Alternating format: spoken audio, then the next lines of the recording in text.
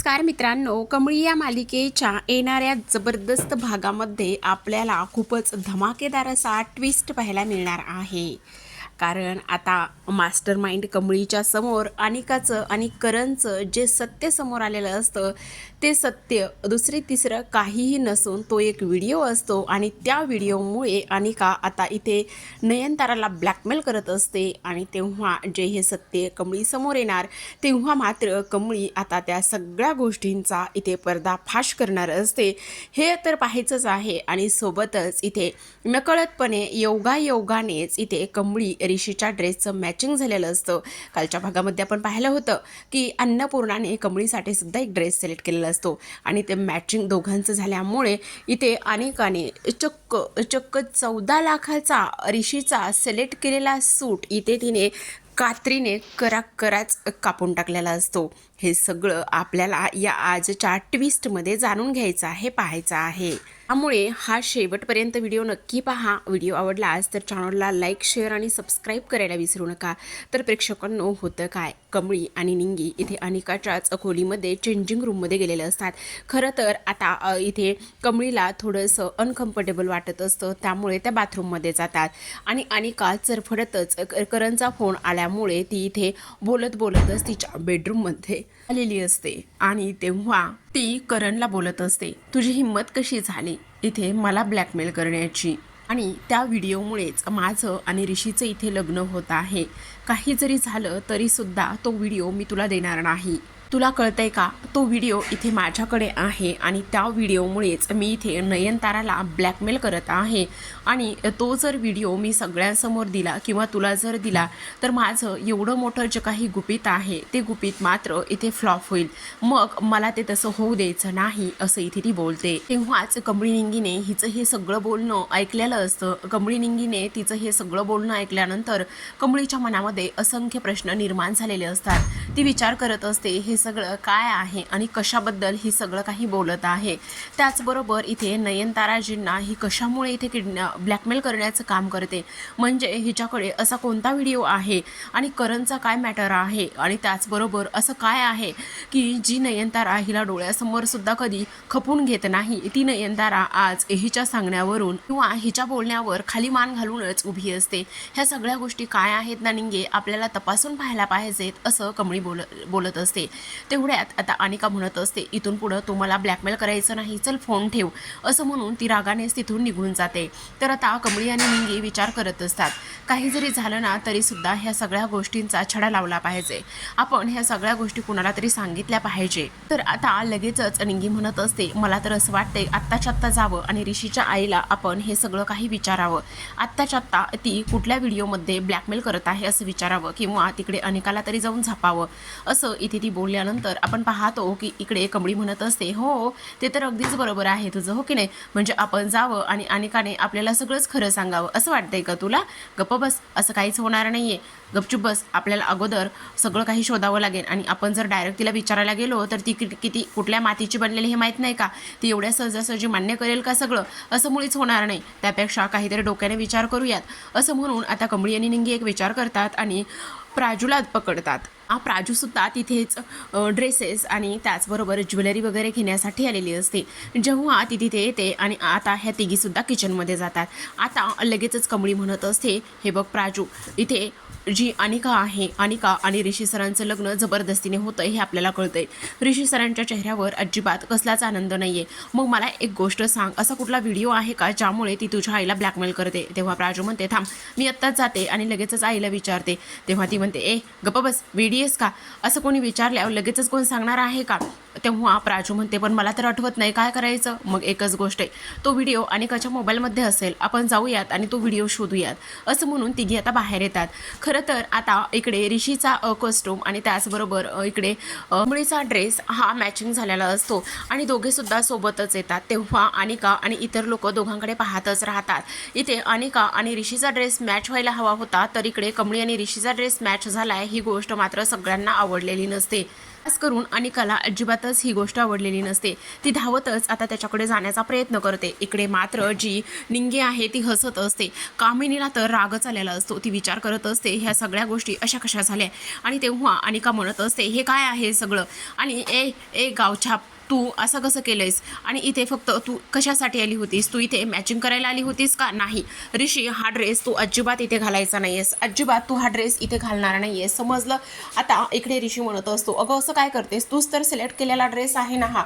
तरी सुद्धा इथे ती म्हणत असते नाही, काही जरी झालं तरी सुद्धा चालणार नाही. आणि का म्हणत असते नाही, काही जरी झालं तरी सुद्धा हा ड्रेस तू इथे घालणार नाहीयेस. आत्ताच्या आत्ता तू हा ड्रेस काढणार आहेस. त्यावर सगळेजण तिच्याकडे रागानेच पाहतात, कारण एवढा मोठा ड्रेस आहे. तेव्हा ऋषी म्हणत असतो त्यावर लगेचच आता अन्नपूर्णा सुद्धा म्हणतात अगं अनिका, काय चाललंय हे तुझं, तू वेडी आहेस का. पण इकडे मात्र ती काहीच ऐकत नसते. ती म्हणत असते नाही म्हणून सांगितलं ना, मला हा ड्रेस आत्ता ऋषीच्या अंगावर नकोय, आत्ताच्या आत्ता ऋषी काढ. पण ऋषी मात्र इथे काहीच ऐकत नसतो. तो ठाम अगदीच गप्पपणे उभा असतो. तेव्हा अनिका म्हणते थांब, तू असं ऐकणारच नाहीस. मग लगेचच आता इकडे अनिका तिथे बाजूला असलेली कात्री घेते आणि कात्री घेतल्याच्या नंतर ऋषीकडे जाते. आणि ऋषीकडे गेल्यानंतर त्याच्या अंगावर जो इथे ड्रेस असतो तो ड्रेस इथे ती कात्रीने कापून टाकण्याचा प्रयत्न करते. सगळेजण आवासून तिच्या ह्या वागण्याकडे पाहतच असतात. इथे सगळ्यांना खूप राग येत असतो. इकडे कामिनी सुद्धा तिला थांबवण्याचा प्रयत्न करते. अगं काय करतेस हे, तू सोड सगळं. पण तेव्हा इकडे ती म्हणत असते नाही, अजिबात नाही. इथे माझ्यासोबत मॅचिंग व्हायला हवं होतं, तर इकडे त्या गावच्या बरोबर मॅचिंग हा कसा करू शकतो. मी अजिबात ह्या सगळ्या गोष्टी मान्य करणार नाही. आत्ताच्या आत्ता हा ड्रेस इथे काढायचा आहे. थांब, तू असं ऐकत नाही ना. म्हणूनच आता कात्रीने ड्रेस कापत असलेली अनिका मात्र खूप विचित्र पद्धतीने वागत असते. एवढी म्हणजे एवढी कशी दाखवलेली आहे काही कळत नाहीये. पण सगळ्यांना हे सगळं अजिबात सहन होत नसतं. ऋषी मात्र तिला कसलाच अडवत नसतो. तो अगदी शांतपणे उभा राहिलेला असतो. आता ऑलमोस्ट तिचा ड्रेस फाडूनच झालेला असतो. तेव्हाच अन्नपूर्णा समोर येतात आणि म्हणत असतात बास कर अनिका. असं म्हणूनच तिच्या हातातली कात्री त्या फेकून देतात आणि म्हणतात अगं काय तुझं हे वागणं जरा तरी समजतंय का तुला, तू अशा पद्धतीने कशी वागू शकतेस. तेव्हाच ती म्हणत असते नाही ग्रॅनी आजी, अजिबातच नाही. मी हे सगळं सहन करू शकत नाही. आणि हे असं होणं शक्यच नाही आहे. इथे माझी एंगेजमेंट आहे, माझ्या एंगेजमेंटची तयारी आहे. मग ह्या गावछापला का हा ड्रेस दिलास. तेव्हाच आता ती म्हणत असते अगं तू वेडी आहेस का, ती सुद्धा ह्या घरची कोणीतरी आहेस ना. तसंही नसलं तरी सुद्धा इथे ती मला खूप प्रिय आहे, म्हणूनच मी तिला ड्रेस दिलाय. आता तो योगायोग झाला, तू त्याच्यासारखा ड्रेस चॉईस कर ना. पण ती म्हणत असते नाही, माझ्याकडे चॉईस नाहीये, माझ्याकडे ऑप्शनच नकोय मला. असं म्हणूनच आता ती रागाने वैतागत असते. तेव्हा आता इकडे ऋषी म्हणत असतो ठीक आहे, तू हा ड्रेस फाडलास ना. तेव्हा इथे म्हणत असते आता ऋषी, तू माझ्या चॉईसने ड्रेस घेणार आहेस, चल. असं म्हणून आता ती त्याचा हात पकडूनच त्याला इकडे घेऊन जाण्याचा प्रयत्न करत असते. ऋषी मात्र इकडे कमळीकडे पाहतच असतो आणि अनिकासोबत म्हणत असतो चल ठीक आहे, तुला जो ड्रेस हवा आहे ना तो ड्रेस मी तुझ्यासोबत येऊन घेतो. असं म्हणून ऋषी अनिकासोबत गेलेला असतो. अगदीच एक शब्दही न काढणारा किंवा फक्त आणि फक्त इथे नयनतारा जे म्हणेल तेच ऐकणारा ऋषी आज मात्र अनिकाच्या ह्या सगळ्या कचाट्यात अडकलेला असतो. नयनताराला हे अजिबात पाहवत नसतं. ऋषीवर होणारं हे सगळं काही तिला देखवत नसतं, कारण आत्तापर्यंत तिनं एवढं तर कधी ऋषीवरती अन्याय आणि त्याचबरोबर जबरदस्ती कधीच केली नव्हती. पण आज ही अनिका जसं म्हणेल तसं त्याला वागावं लागत आहे आणि हे सगळं माझ्यामुळे होतंय असं सुद्धा नयनताराला कुठेतरी तिचं मन खातं असतं. आता आपण पाहतो की इकडे मात्र ड्रेस तर चूज केलेला असतो आणि ड्रेस चूज केल्यानंतर कामिनी म्हणत असते हे सगळं तू असं करायला नको होतंस, तू खूप खूप चुकीची वागलेली आहेस अनिका. तेव्हा अनिका म्हणत असते नाही ग्रॅनी आजी, मी चुकीची नाही वागलेली. काय गरज होती त्या गावछापला इथे माझ्या ऋषीसोबत मॅचिंग करण्याची, आणि तिच्यामुळे हे सगळं काही झालेलं आहे असं इथे ती बोलत असते. त्याचबरोबर आता इकडे ज्वेलरीवाले आलेले असतात. आता ज्वेलरीवाले खरं तर इकडे नयनताराकडचे ज्वेलरीवाले असतात आणि नयनताराने खूप छान छान सुंदर अशा डिझाईन्स ऑर्डर केलेल्या असतात. इकडे मात्र आता लगेचच कामिनी नयनताराकडे जाते आणि ती म्हणत असते काय नयनतारा, मला तर असं वाटतंय की तुम्ही इथे एखाद्या कार्यक्रमाला नाही किंवा तुमच्याकडे एंगेजमेंट होणार आहे त्याकरिता आलेलाच नाही आहे, तर असं वाटतंय की तुम्ही कोणाच्या तरी मैत्रीला आल्यात. असंच तुमच्या तोंडावरती 12 वाजलेले आहेत. काय चाललंय. जर असंच करणार असेल आणि तुझा मुलगा सुद्धा ह्या सगळ्या गोष्टी असा करणार असेल तर मग मला शेवटची स्टेप करावी लागेल, समजलं तुला. इथे तुला माहिती ना सगळं काही कामिनीच्या ह्याच्यानुसारच चालतं. कामिनीचा डाव म्हणजे वर्मावर घाव, समजलं तुला. त्यामुळे मी सांगते ते नीट ऐक. आता इथे जर तुम्हाला हे सगळं करायचं नसेल तर स्पष्टपणे सांग. तुझ्या मुलीचा तो व्हिडिओ लगेचच मी सोशल मीडियावर अपलोड करते आणि मग होऊ दे काय धिंगाणा व्हायचा आहे तो. असं म्हणून आता नयनतारा शांत बसते आणि ऋषीला बाजूला घेऊन ती बोलत असते हे बघ ऋषी, नको असं वागूस बेटा. हे बघ आता हे लग्न तर होणार आहे, एंगेजमेंट होत आली आहे, मग तू इथे चेहऱ्यावर थोडासा आनंद, हसू हे सगळं काही आण ना प्लीज. असं म्हटल्यानंतर ऋषी मात्र ॲग्री झालेला असतो. आता इकडे सगळेजण दागिने घेण्यामध्ये व्यस्त असतात आणि तेव्हाच ह्या तिघींनी ठरवलेला प्लॅन त्या इथे वर्क करत असतात. कमळी त्याचबरोबर निंगी आणि प्राजू ह्या तिघीजणी तिथे उभ्या असतात. आता ह्यांना काय करायचं असतं तर कमळीला गुपचुपच अनिकाचा मोबाईल जो आहे तो इथे घ्यायचा असतो आणि तिचा मोबाईल घेऊन त्यामध्ये तो व्हिडिओ चेक करायचा असतो. त्यामुळे हा सगळा इथे त्यांनी डाव रचलेला असतो. आता सगळेजण दागिने सिलेक्ट करण्यात आणि इथे अनिका तर एक एक दागिना घालून बघत असते. रिंग असो त्याचबरोबर इथे कानातले असो ह्या सगळ्या गोष्टी ती इथे मॅचिंग करून पाहत असते. तिचं अजिबात कुठल्याच गोष्टीकडे लक्ष नसतं. तेव्हा कमळी अगदीच त्याच संधीचा फायदा घेते आणि त्याच संधीचा फायदा घेतल्यानंतर इथे आता ती लगेचच तिथे टेबलवर असलेला अनिकाचा जो मोबाईल आहे तो हातामध्ये उचलून घेते. आता हातामध्ये तो मोबाईल फोन उचलून घेतल्याबरोबर लगेचच तिच्या ओढणीच्या आतमध्ये तो ती मोबाईल लपवत असते. आता निंगी आणि प्राजूने हे सगळं पाहिलेलं असतं. पुन्हा त्या धावतच किचनकडे निघून जातात. धावतच किचनकडे निघून गेल्यानंतर आता मोबाईल ओपन करतात आणि सगळ्या गॅलरीमध्ये सगळ्या फाईल्समध्ये त्या चेक करतात, पण त्यांना कुठेच व्हिडिओ सापडत नाही. खरं तर कमळीला हे सगळं काही वापरण्याची सवय नसते किंवा माहिती नसतं, पण इकडे प्राजू असल्या कारणाने त्यांना ते इझी जातं. आता पूर्ण गॅलरीत इथे काहीच नाही आहे, मग हा व्हिडिओ कुठे असेल असा त्या तिघी विचार करतात.